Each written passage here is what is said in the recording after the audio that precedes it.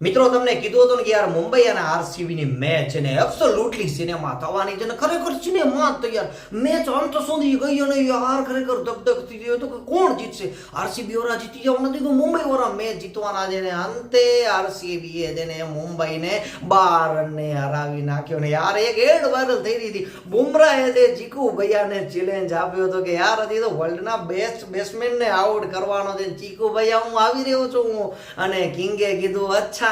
કોહલીને ચેલેન્જ એમ ઉભો રે તને હવે દેખાડું છું પરંતુ યાર પછી તું છે ને કોઈ મારા કનેથી કોઈ ઉધારી એક્સપેક્ટ ન કરતો હું માપીને મારીશ અને બુમરાહને બીજા જ બોલે મિત્રો 60 કિંગ કોહલીએ સ્વાગત કર્યો છે અને જ્યારે એની એન્ટ્રી થઈને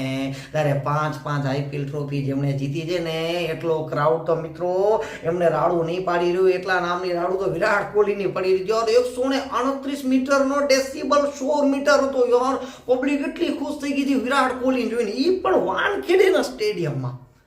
ખરેખર ભાઈનો ક્રેઝ ગજબ છે અને ડીસી વાળું બુમરા કહી રહ્યો હતો પરંતુ આરામ પબ્લિક કોઈ માને તો પબ્લિક તો કોહલીના નામની રાડું પાડી રહી હતી અને ભાઈએ કાલની મેચમાં બેટિંગ એવી કરી છે યાર સોલ્ટ આઉટ થઈ ગયો એના પછી ભાઈએ છે ને ખરેખર સ્કોરને બરાબર જાળવી રાખ્યો 29 બોલમાં તો ભાઈએ 50 રન ઠોકી દીધા હતા અને 42 બોલમાં 67 રન ભાઈએ માર્યા છે યાર ગજબની બેટિંગ કરી યાર 36 વર્ષની ઉંમર છે પરંતુ થાકવાનું નામ નથી અને T20માં 13,000 રન પૂરા કરનારો વિરાટ કોહલી ભારતનો પહેલો બેટ્સમેન બની ગયો છે અને વિરાટ કોહલી જે ટીમમાં સેલિબ્રેશન ન થાય એવું બની અને ભાઈ એટલો ફોર્મમાં ને એને જોઈને લાસ્ટમાં જ્યારે વિકેટ ગઈ ને તો ચિકારા તો એનાથી તાકી ફોર્મ આવી ગયું બોટલ ભાઈએ ફેંકી દીધી ને ફોર્મમાં આવીને બંને જણાનો સેલિબ્રેશન જોવા જેવો હતો મિત્રો તમે સેલિબ્રેશન જોયો તો કમેન્ટમાં જણાવજો કેવો રહ્યો ને મેચમાં કેવી મજા આવી એ પણ કમેન્ટમાં જણાવજો ને એક લાઈક તો બને છે વિરાટ કોહલી માટે।